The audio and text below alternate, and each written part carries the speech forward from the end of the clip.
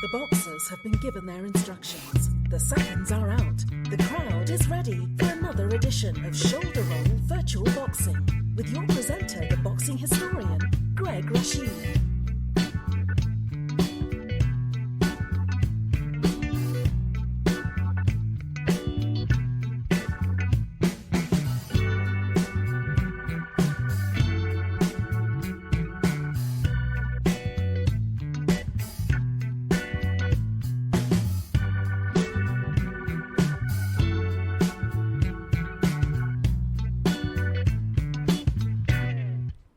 Well, I want to say Swaddy Cup to everyone out there. This is Greg Rashid with another edition of the Shoulder Roll Virtual Boxing Podcast.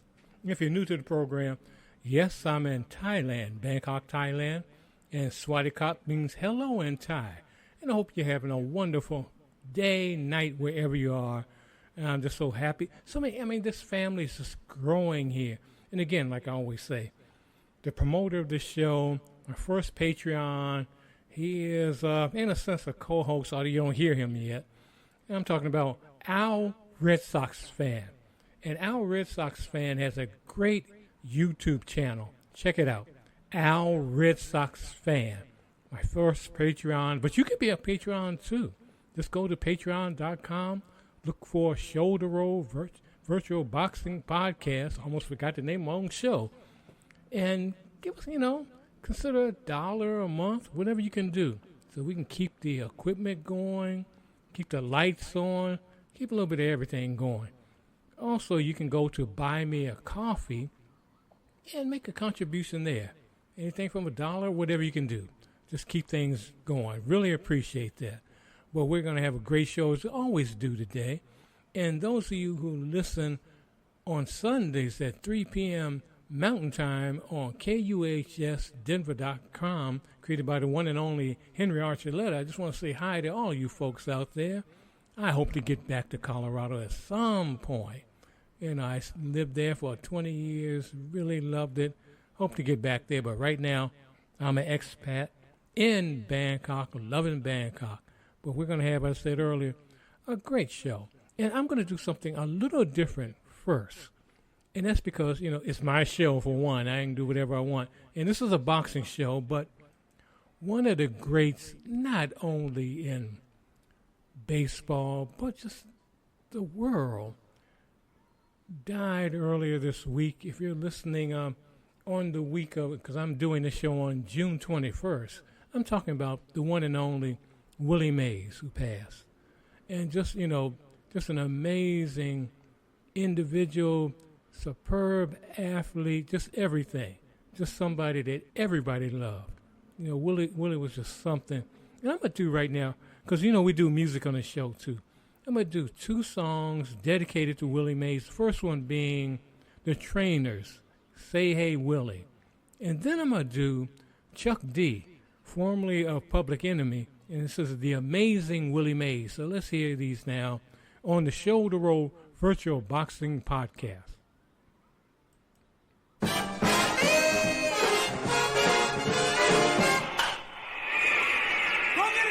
Willie, go get it. What do you mean, go get it? Man, that ball's way in left field. I don't care what field it's in. Willie plays all field. Every time we come to the game, you talking about Willie plays all the field. That's right. Let's call Willie and ask him. Call him. Okay, hey, Willie. Yes. Are you Willie Mays? Yes. Whose ball was that? Why was it? In left field. Well, that's Irvin's ball. I told you that. Every time we come to the game, we got to talk about it. The next time I'm going to sit in the grandstand. Say, hey, fellas, what's your name? Say who? Say Willie. Say hey. Say who? Swinging at the plate. Say hey. Say who? Say Willie. That giant kid is great. When he hits the ball, it's long gone man. Hits it farther than can't begin. Swings the bat like a little lead pipe. When they reach the ball, it's overripe. Say hey. Say who? Say Willie. Say hey. Say who? Swinging at the plate. Say hey. Say who? Say Willie. That giant kid is great. He runs the bases like a choo-choo train. Swings around second like an aeroplane. His cap flies off when he passes third. And he heads home like an eagle bird. Say hey.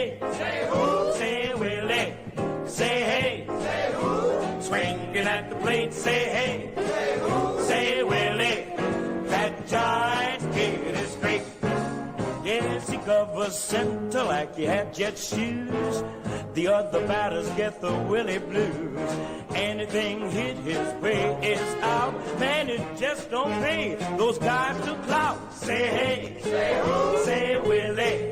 Say hey, say who? Swinging at the plate. Say hey, say who? Say Willie. That Giants kid is great.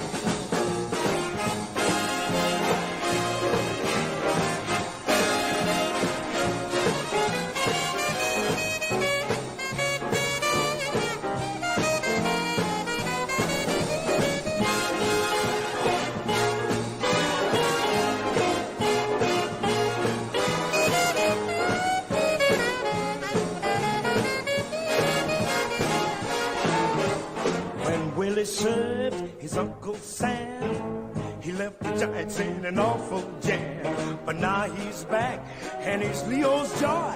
And Willie's still a growing boy. Say hey, say who? Say Willie. Say hey, say who? Swinging at the plate. Say hey, say who? Say Willie. That Giants kid is great. That Giants kid is great. Say Willie. What you gonna say?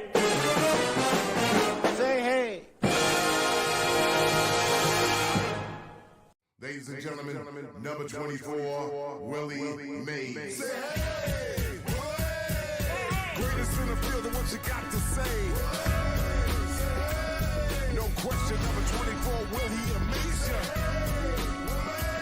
Most excited ball player in the game to play. Willie Mays, East Coast, West Coast, say hey.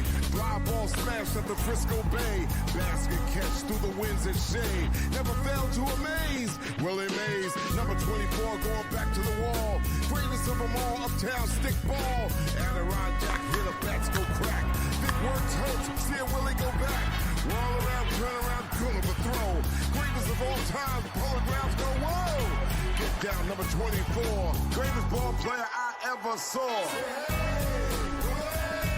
Greatest in the field, but what you got to say? No question, number 24, will he amaze? Most exciting ball player, you got to say. Better Walker, we talking about Willie Mays. Feel it, see second, third base, steal it. See it, 100 mile per hour, fastball, hit it. Fly ball in the gap, watch him get it. Going all out, never see him quit it. Birmingham Telegram, sidewalk talk. Who's the best center fielder in New York City? Is it Willie? Say hey over Duke or Mickey. Giant beyond GOAT, greatest of all time, it is he. Basket catch, Minneapolis to San Fran. That's why I'm rapping about this man. Mr. Dynamite, that's right, hit it out of sight. Hardest working, God-given, game-driven, legend-living. Superstar center field tonight. Giant beyond GOAT, greatest of all time, it is he. Number 24, Willie Mays. Say hey. Greatest in the field, and what you got to say? No question, number 24, will he amaze ya? Most exciting ball player in the game to play. Willie Mays, East Coast, West Coast, say hey. Willie Mays is in your town.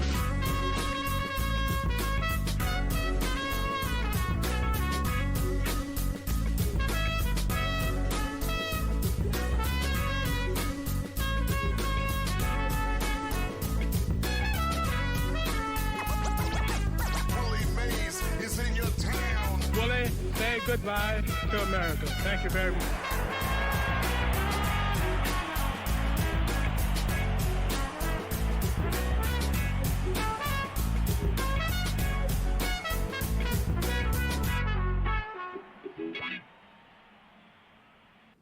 All right, that was Chuck D and the Amazing Willie Mays. And before that, we did the Trainers, and that was Say Hey Willie Mays. Hope you enjoyed that, our little tribute to Willie Mays on the Shoulder Roll Virtual Boxing Podcast. And yes, we're going to get to the boxing right now. But, you know, it's my show. I can do what I want. But anyway, we're going to get to a little bit of boxing news here right now. And, I ate crow on this show saying, when supposedly Ryan Garcia beat Devin Haney. But now, as we see, it's a no contest. because Ryan Garcia has been suspended for a year because of PEDs. And we don't know. I mean, it changes by the minute. As I speak, he's talking about he's quitting boxing, but who knows? But anyway, and Devin Haney, he's talking about maybe fighting in 2 more years, which doesn't make any sense. I mean, he's young. If he was to do that, he'd be still, 26? But, he's got to get back out there. And I don't know if that fight, what psychological damage it did to Haney. But hopefully he will fight this year, and he'll win. He'll be back. All fighters lose. All the greats lose. There's only a few fighters that never lost a fight in the pros, that being Marciano, Ricardo Lopez, Floyd Mayweather Jr., but it's rare. It's really rare. But you lose, but you learn. You learn, as Bruce Lee said, to understand victory, you got to know defeat. But anyway, we're going to get a little bit of some more boxing news here, current news. I'm going to use today, I think Molly's come back. And she's going to talk about, as a matter of fact, she's going to talk a little bit about upcoming event with Floyd Mayweather Jr. So let's hear that on the Shoulder Roll Virtual Boxing Podcast. Floyd Mayweather Jr. is back in the ring on August 24th when he faces John Gotti III in a rematch. The bout airs live on DAZN PPV from Arena CDMX in Mexico City, Mexico. The pair first met in June 2023 at FLA Live Arena in Sunrise, Florida. The exhibition boxing match was stopped in the 6th round and led to a mass brawl, with the team members of both fighters storming the ring and fights breaking out in the crowd. Prior to his first fight, with Gotti III undefeated 12-time, 5-weight division world champion Floyd Mayweather Jr. made 6 exhibition ring appearances against Deji Olatunji, Logan Paul, Tenshin Nasukawa, among others. The 47-year-old Boxing Hall of Famer of Grand Rapids, Michigan last fought as a pro in August 2017 when he stopped Conor McGregor in the 10th round. John Gotti III won his previous pro boxing bout in January 2021 via first-round TKO against Alex Citrowski. In his previous MMA fight in October 2020, the 31-year-old native of Rockville Center, New York, dropped a unanimous decision against Nick Ali. And I gotta be honest with you, I never saw that Gotti Floyd Mayweather Jr. fight. I just found out about it, reading about it this week, so I don't know. I'm gonna have to go on YouTube and check it out, see what happened. But it's, why Floyd? Why, you got the money, but your money Mayweather, you want to get more and more money. I don't know. But anyway, Molly's going to talk about now Claressa Shields and what she's doing. So let's hear that on the Shoulder Roll Virtual Boxing Podcast. Junior welterweight Samantha Worthington has signed a co-promotional contract with Salita Promotions and T-Rex Promotions, the company headed by unified middleweight champion Claressa Shields. Worthington represents the first fighter signed by T-Rex and Shields. Samantha and I go way back to the amateur days, Shields said. We fought at the Olympic trials together in 2016. She's been in the ring with former champions. To sign her as my first athlete to T-Rex Promotions is an honor.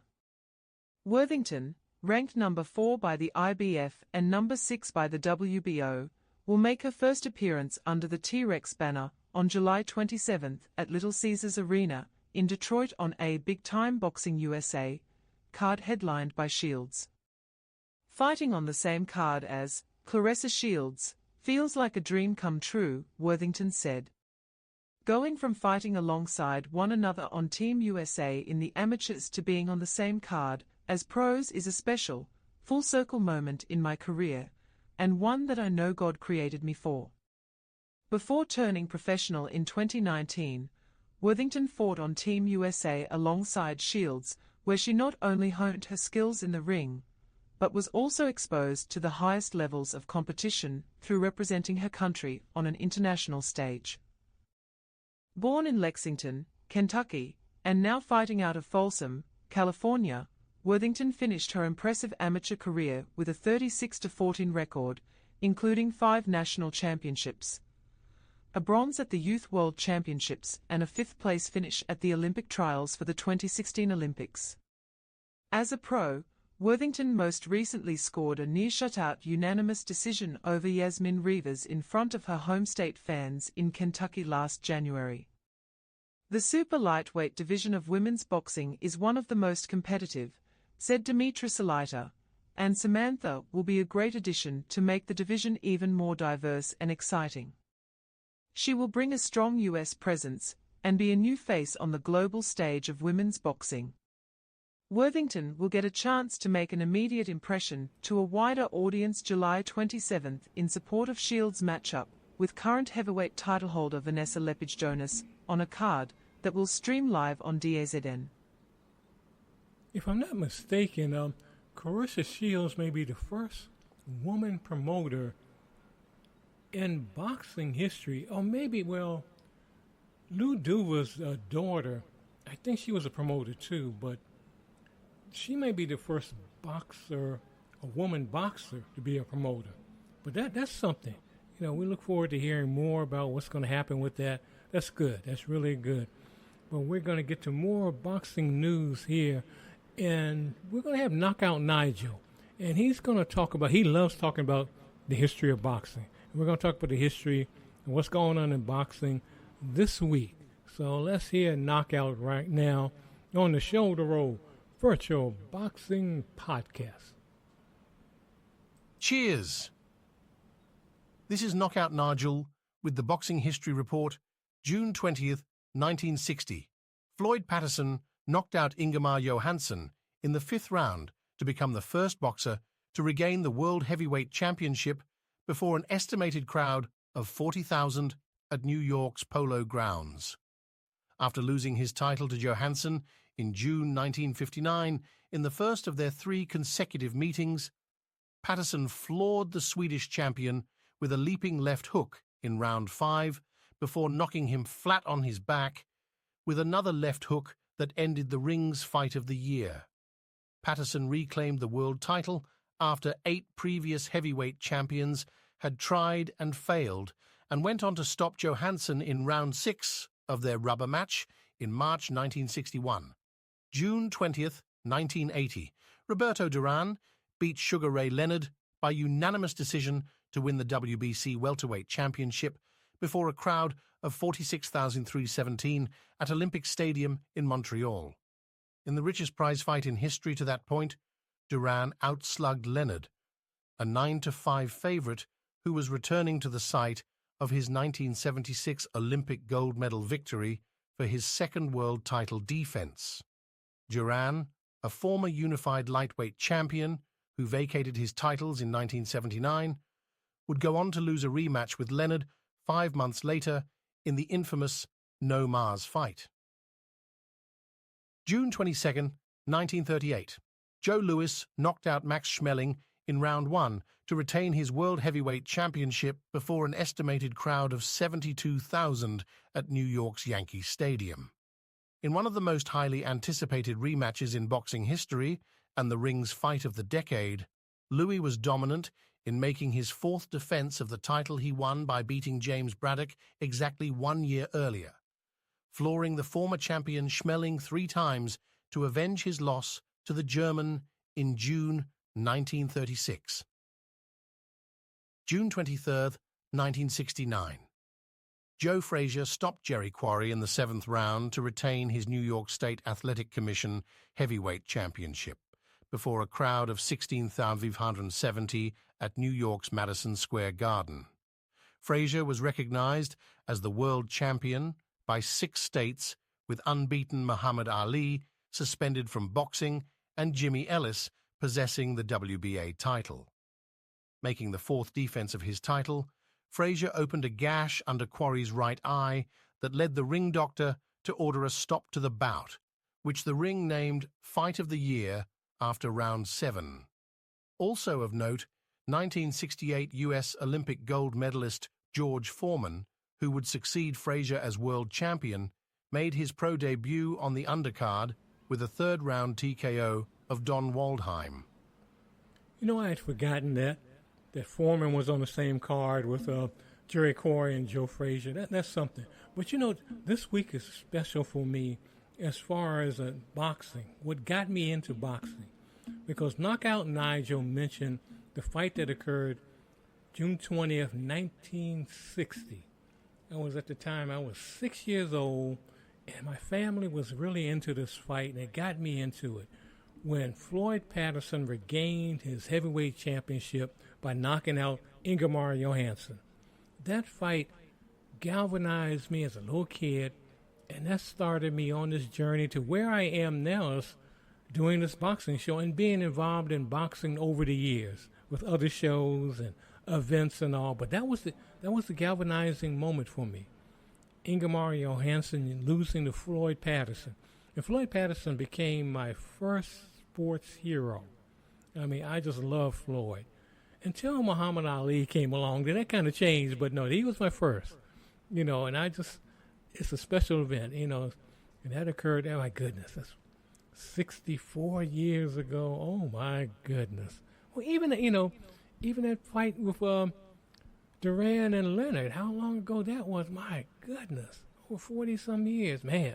But anyway, we're going to get to the fight here. And by the way, again, you know, I want to say, first of all, I want to say hi to the folks, and got some new people listening in Ireland. I want to say hi to you folks out there. And if you have any ideas for any fights that you want on this program, let me know. Wherever you're listening to the program, just drop me a note, as so many people do. I want to say hi also to my friends who are listening in Germany, and of course those in Thailand that listen in, and also those in India. Right now, for some reason, this show is, most of the folks that listen to this show are in India, you know, so that's really something. So yeah, I just want to say hi to those folks there too. And if you're new to the program, let me explain things real quickly here. That what we do on here is fantasy fights, what-if fights. Because I know if you're listening to the program, you're a boxing fan. So I know you sit around sometimes saying, I wonder what happened if Muhammad Ali fought Joe Frazier when he was in his prime, when they both were in their primes, and there was no 3-year layoff. What would happen if Tyson Fury fought Joe Louis? I know you sit around and think about things like that. So that's what we do on this show. We use various computer games, card and dice games, and different modes of just creating what-if fights. And, these fights are, it's just your imagination. It's what if. So I could do a fight, put it in a computer 1,000 times. It could be 50-50. One fighter wins, the other fighter wins. But, it's just fun. So I just want you to just sit back, get your favorite beverage, enjoy the fight today. We're going to have Knockout Nigel here, as always, being our commentator. And today's fight is in the heavyweight, I should say the super heavyweight division, as we got Big George Foreman against the Bronze Bomber, Deontay Wilder. So let's hear that on the Shoulder Roll Virtual Boxing Podcast. Sit back and relax and enjoy the fight. Cheers. This is Knockout Nigel, your humble commentator, coming to you today from the Del Mar Arena in San Diego, California, where a crowd of 3,000 are here to witness a 12-round bout between two of the hardest-hitting blokes in professional boxing history. I am talking about Big George Foreman versus the Bronze Bomber Deontay Wilder. This fight has been delayed for 1 hour, as we had to wait for Wilder and his entourage to enter the ring. It appears Wilder brought the whole state of Alabama with him. The entourage featured 2 marching bands from Birmingham high schools, 50 majorettes and cheerleaders, a jazz group, the rapper Little John, and his respective entourage, and members of the Alabama college football team. Finally, Wilder has joined this mass of humanity in the ring. He is wearing a surgeon's outfit, as he has promised to remove Foreman's heart with his attack. Big George is only scowling at the proceedings created by Wilder. The fight is on the 10-point system. The judges are Larry Hazard, Larry Roth, and Jack Rice. The referee will be Tony Weeks. Due to Wilder's entourage, The delivery of my bubbly has been delayed. I have been promised it will be here to begin the second round. In the meantime, the bell has sounded for round 1. The fighters meet at ring center.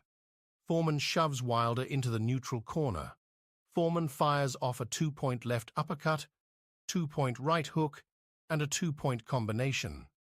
Wilder has taken these blows flush on the jaw. He clinches to save himself from further damage. Foreman wrestles out of the clinch and lands a 4-point right hook that staggers Wilder. Foreman calmly stalks Wilder, taking his time. Foreman suddenly strikes like a cobra with a devastating left hook for 6 points. Wilder is down. Wilder is down. Wilder uses the ropes above the scores table to get up at the count of 7. Referee Weeks asks Wilder if he is fine. Wilder nods yes. His corner is screaming at him to cover up and stay out of Foreman's range. Foreman makes a beeline to Wilder and lands a brutal right cross for 6 points that knocks Wilder down again. Wilder is flat on his back. Weeks has begun the count. At the count of 8, Wilder somehow manages to get up. Wilder is shaking his head, trying to clear it. He has to be wondering if a tank hit him. Wilder moves toward Foreman with his guard up. Foreman fires off a 2-point left hook to the body and a 6-point right lead shot to Wilder's temple. Wilder's back is against the ropes. Foreman lands a jackhammer, 4-point left cross, and a 4-point right uppercut. Wilder's legs are jelly. Referee Weeks steps between the boxers and calls a halt to the proceedings. The winner by TKO at 2:29 of the first round, George Foreman. Foreman points to his heart and motions to Wilder to get his surgeon's outfit. Wilder has a half smile on his face. I believe he has learned his lesson in trying to taunt Big George. Wilder's entourage has already left the arena. What is this? A note for me? Dear Knockout Nigel, because the traffic to get to the arena was so large, we will be unable to deliver your bubbly. What, no bubbly? What will I drink at the after party? This is your fault, Deontay Wilder, you and your silly entourage of pom-pom girls and the sort. I am going to return you to our Bangkok studio as I figure out how to survive this evening without my bubbly. This is Knockout Nigel, cheers.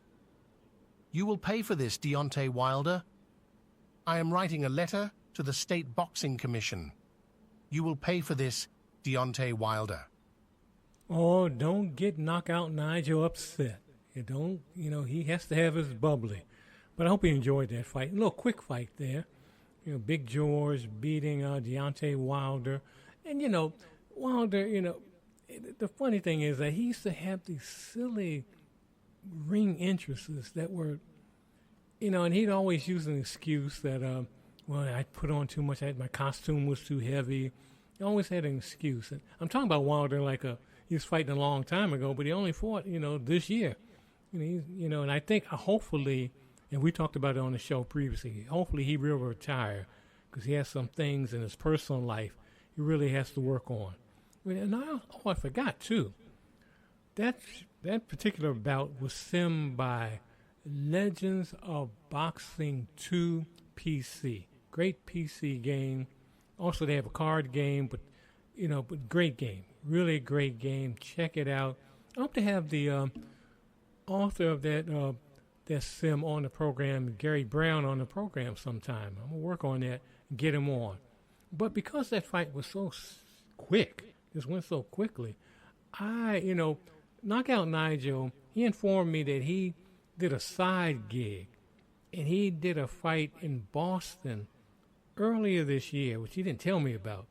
But this fight is Jerry Cooney, another heavyweight fight, versus Smokin' Bert Cooper. So let's hear that right now on the Shoulder Roll Virtual Boxing Podcast. Cheers. This is Knockout Nigel, your humble commentator, coming to you today from the TD Garden in Boston, where an overflow crowd is here to watch the 10-round fight between gentleman Jerry Cooney and Smoking Bert Cooper. Judging on the 10-point system are Alexander Karlinkin, Art Lurie and Terry O'Connor. The referee is the always fair Ian John Lewis. I was given a special green bubbly in honour of the majority Irish crowd here today. I will take a sip as round 1 begins. The fighters are in ring centre. Cooper lands a combination for 5 points that stuns Cooney. Cooney looks a little wobbly. Cooney tries a left cross that misses. Cooper misses another combination but scores a 3-point left jab that leaves a minor cut over Cooney's left eye. Cooney is in trouble early in this fight. Cooper misses with a left hook. Cooney misses with a counter left, then scores a 3-point left cross. Cooper misses a left uppercut. Cooney counters with a 3-point left uppercut that rocks Cooper's head back. These two are toe-to-toe. Cooney lands a 2-point combination, followed by a 2-point right cross. Cooney is loading up on another cross when the bell sounds to end the round. That was a difficult round to score. Cooper was the aggressor at the beginning, but Cooney came on at the end. Cooney had 11 points to 8 for Cooper. Let me take a swig of bubbly to begin round 2. This bubbly has a certain biting flavour. Cooper begins the round by landing a 4-point left hook to the body. Cooney let out a loud grunt from that shot. Cooper misses with a right cross. Cooney lands a 2-point combination. These blokes are not backing up. They want to stay at ring centre. Cooper lands a 2-point combination. Cooney lands a 2-point left jab, then misses a right cross. Cooper misses with a counter cross. The fighters remain at ring centre. Cooney lands a 3-point left cross and 2-point combo. Cooper tries to counter with a wild left hook that causes him to fall down. Cooper again looks like he is tired after starting the round so fast. The bell ends round 2 and Cooper staggers back to his corner. It appears he trained to have an early knockout. I doubt if Cooper will be able to last the full 10 rounds unless he wakes up and gets his second wind. That was a Cooney round. Cooney had 10 points to 6 to Cooper. One thing I notice with Cooney is that every time he throws the left hook, he drops his right hand. Cooper may catch him at some point if that continues. The bell has sounded for round 3. Let me take another sip of bubbly. That definitely is a different type of bubbly. The taste is exquisite. They meet at ring centre. Cooper lands a 5-point right hook that backs Cooney up. He was stunned by that blow. Cooper misses a right uppercut and a left hook. Cooper throws a right hook that was slightly below his belt line. The ref admonishes him for that. Cooper and Cooney touch gloves in respect, then continue. Cooper lands a 5-point left hook that buckles Cooney's knees. I don't know how he is standing after that blow. Cooney misses a left cross. Cooper misses with a counter combination. Cooney lands a 2-point combination. Cooney lands a 2-point left hook. Cooper lands a partially blocked left cross for 1 point. Cooney lands a 2-point left hook that causes Cooper to clinch. Cooper looks exhausted.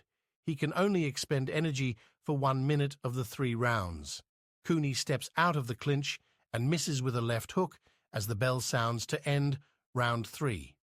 Cooper scored enough to open the round to pull it out in his favour. He had 11 points to 6 for Cooney. This bubbly is so special. The taste. Let me take 2 swigs as round 4 begins. Cooper comes out and lands a 2-point left jab. They are toe-to-toe once more. Cooper lands a 3-point right cross. Cooney misses with a left uppercut. Cooper counters with a 2-point left jab. Cooney connects with a 5-point left hook that almost took Cooper's head off. Cooper falls into the near ropes. Cooney lands a 3-point combination. Cooney lands another 5-point left hook to Cooper's head, then a 4-point right to the stomach, followed by another 5-point left hook to the head.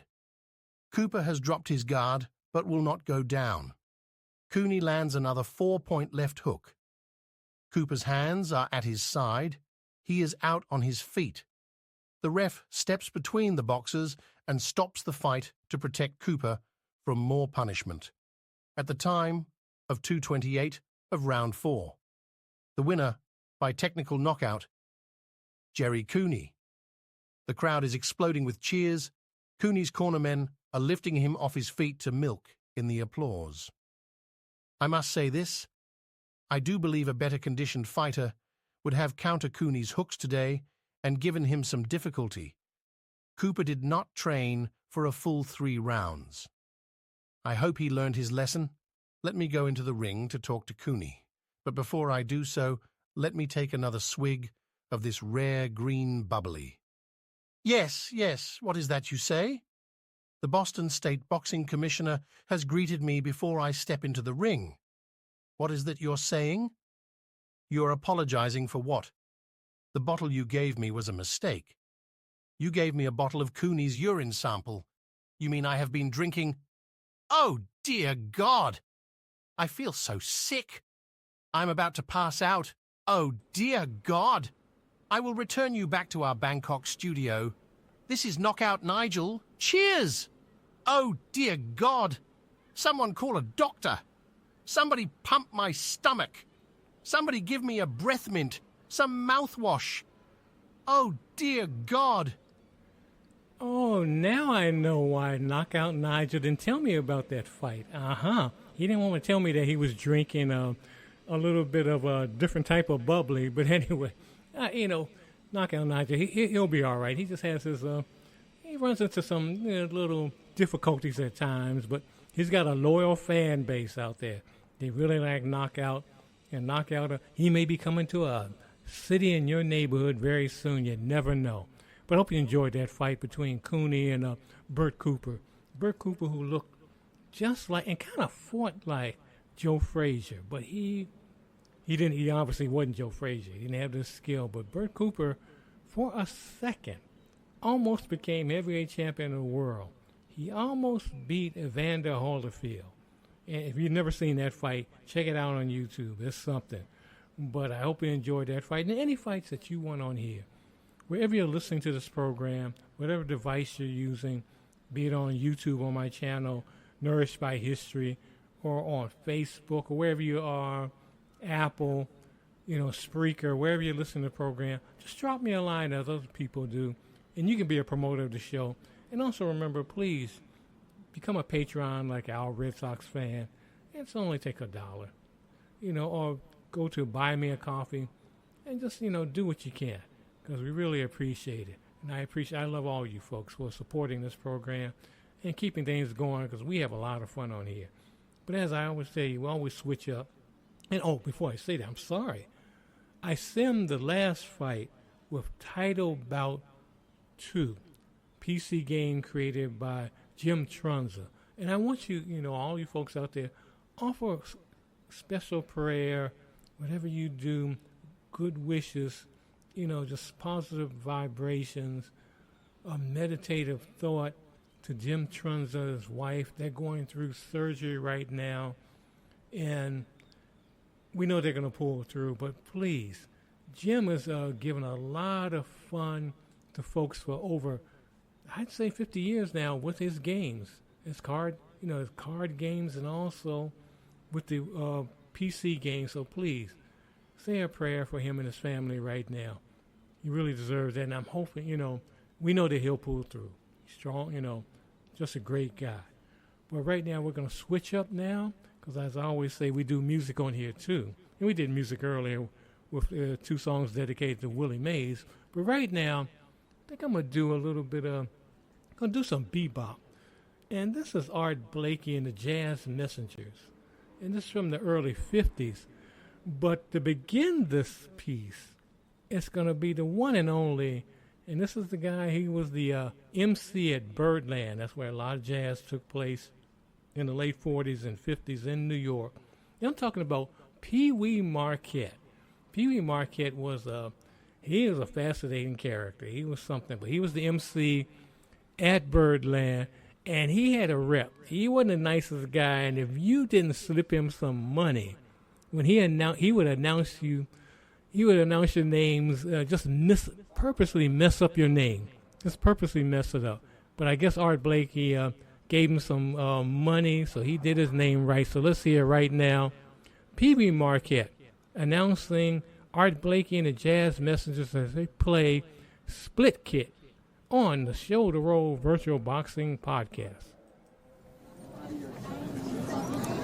Ladies and gentlemen, as you know, we have something special down here at Birdland this evening, a recording for Blue Note Records. When you applaud for the different passages, your hands go right over the records there, so when they play them over and over throughout the country, you may be someplace and say, well, that's my hand on one of those records that I dug down at Birdland.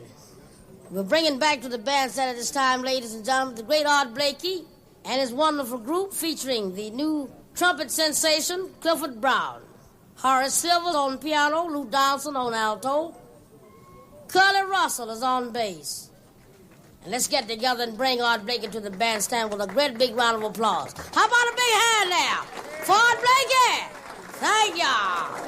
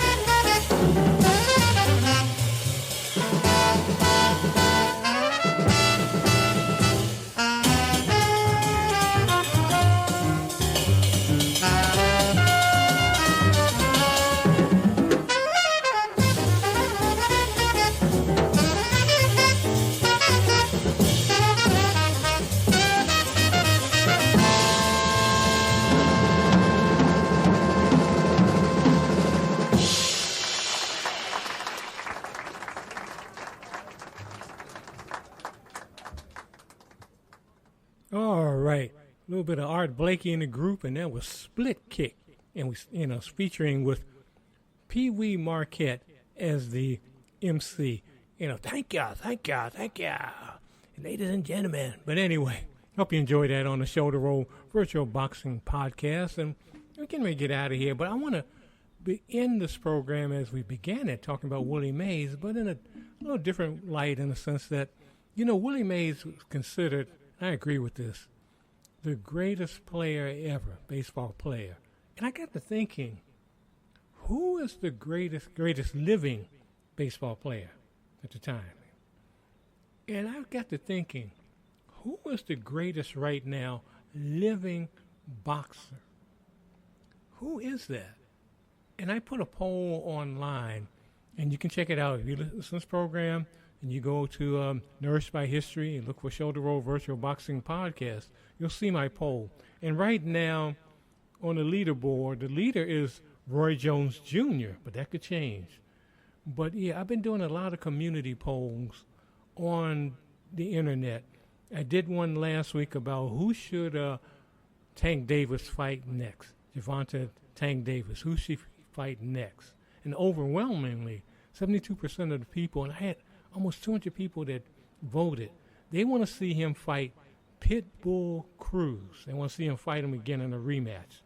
So I want you to go on my site and look at who do you think should be considered right now the greatest living boxer. I got on there, besides Roy Jones Jr., I got Sugar Ray Leonard, Roberto Duran, Julio Cesar Chavez, Mike Tyson, Floyd Mayweather Jr., Larry Holmes. But vote. Vote and see who you vote for, who you want. Maybe someone that's not even on there. I didn't put Ricardo Lopez on there. He was an amazing fighter. Undefeated, bantamweight, light strawweight champion. Just amazing fighter.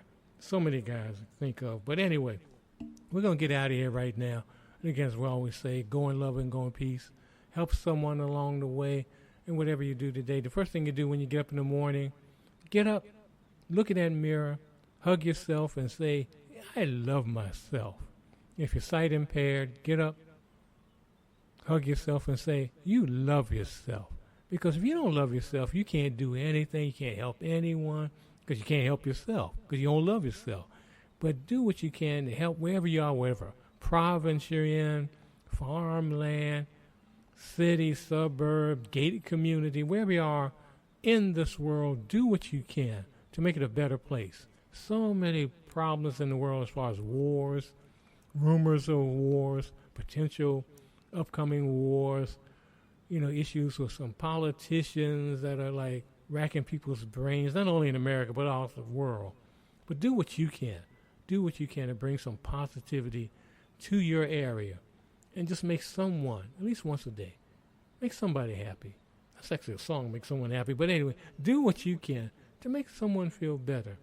By doing that, you're making yourself feel better. So go in love and go in peace. This is Greg Rashid. We'll see you next time on the Shoulder Roll Virtual Boxing Podcast.